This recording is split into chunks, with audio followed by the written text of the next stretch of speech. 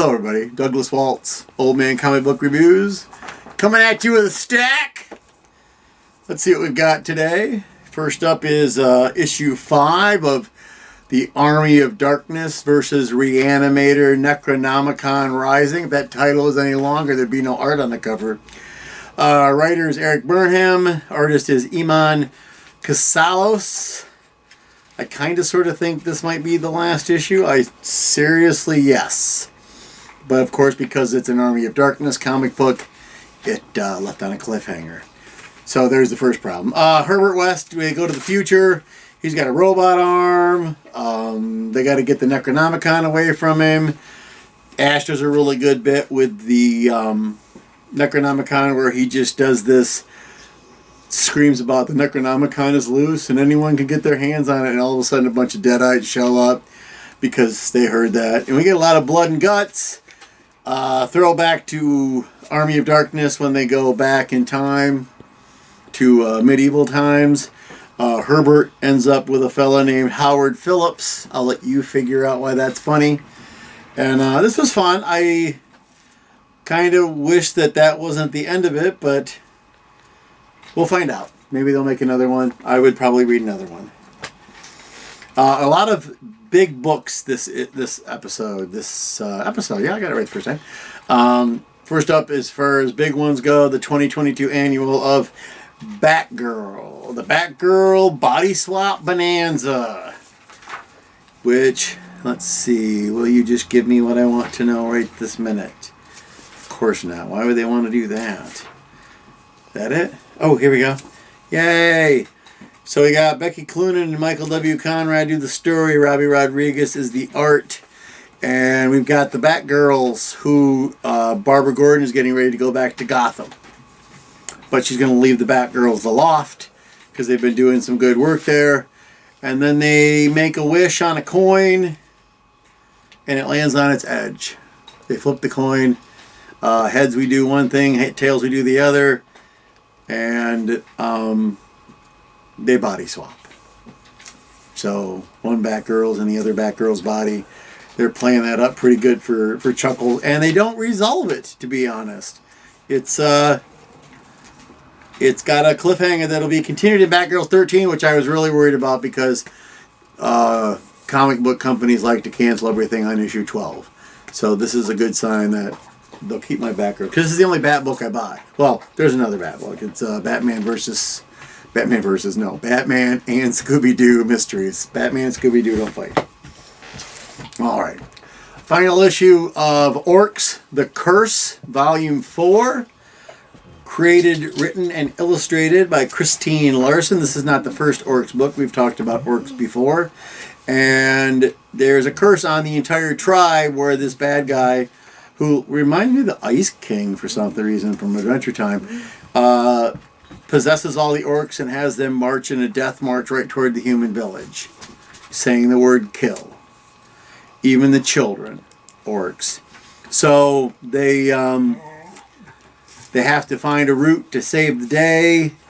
They have to make a spell. And it's funny because the grandma's always got her spells smell funny. So I do like that Pez is one of the orcs who doesn't remember anyone's name, so he's friends with the elves, and he's always introducing them as Danny and Lenny, even though that's not their names.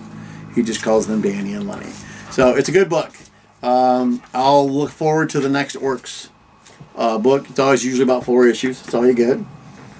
Speaking of another big book, another one-shot in the Godzilla Rivals thing, it's Godzilla vs. Gigan. Now this is the new and improved Gigan, more metallic and spiky. Got a lot more sharp bits. I prefer the Dad Bod Gigan, where he's more a little pudgy fellow with a razor here and these things. I like that better. But, you know, this actually has a really good story. Writer Keith Davidson. Artist is Sid Venblue. It's one word. Sid Venblue. B-L-U. So S-I-D-V-E-N-B-L-U.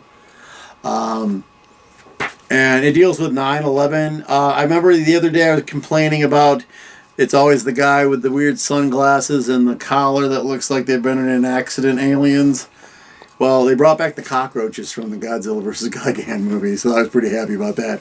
The problem I have is the entire fight scene with Godzilla vs. Gigan takes place, and there's some really good fight scene parts, takes place at night.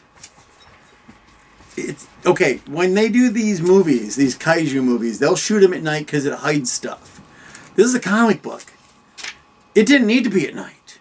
You could have made it mid-afternoon, and we could have saw a lot more detail in your beautiful, beautiful artwork. But no. So, a couple complaints, but the story was really good. Bless you. And bless you to my wife, who sneezed. Dead Lucky number 4. Dead Lucky number 4 with typeface. Let's see. Writer is Melissa Flores. Artist is French Carlo Mongo. And we're still in the future, and BB is a superhero who controls electricity, and there are people in the city that want their robots to do all of the work. She has fully embraced her PTSD.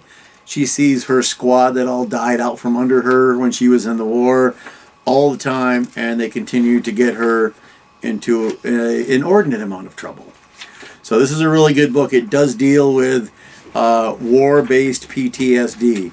There's even, at the end of every one, there's a Veterans Crisis Hotline. So if you're a veteran and you're watching this, thank you for your service. This is a really good book that deals with what veterans have to go through with a kind of a science fiction superhero edge. So it's a good book. New book. Ooh, we got a new book. Number 1. Back, they did a Thor Loki double trouble. So to make it more fun, there is a Peter Parker Miles Morales double trouble. I assume it's the same creative group. Writers are Mariko Tamaki and Vita Ayala. Vita did work for a lot of issues of really good New Mutants. The artist is Guri Huri. Gurihiru. Guru Hiru. There we go. That's better. And Spider-Man is going to take Miles on a sidekick adventure, even though Miles keeps reminding him that he is not a sidekick. Venom's still living at Spider-Man's apartment and eating every piece of toast that Spider-Man makes, so he doesn't get to have his toast. And then he has a warehouse that they have to put stuff in. His security system is literally a key card. When he asks Miles to turn on the light, there is a switch marked light, but it's L period, I period, G period, H period, T period. So that's not light. That is, look, it's got horrible things inside. And they put things inside together so that it's just the T. So he flipped it. These cool furry monsters with lots of teeth get out. Spider-Man thinks, oh, I got to save the day by getting rid of the one furry thing that came out. So he runs after it, and then all of these come out. So Miles has to take care of those. This is funny. It's funny comics. It's for kids. It's really kind of quite humorous, and we'll get 4 issues, and apparently next issue has a bunch of supervillains in it with Mysterio, so we'll see how they do that. All right, final book for the night is Strange Academy Finals, number 2, because Strange Academy stopped, and then they wanted to have another issue number 1 so they could get more money for number 1s. Scotty Young, the writer, always a good time. Humberto Ramos is the artist. I don't know if I've mentioned this before, but Humberto is my favorite. He did an online strip for a long time called Butternut Squash. I don't know if it's still up. If it is, read it.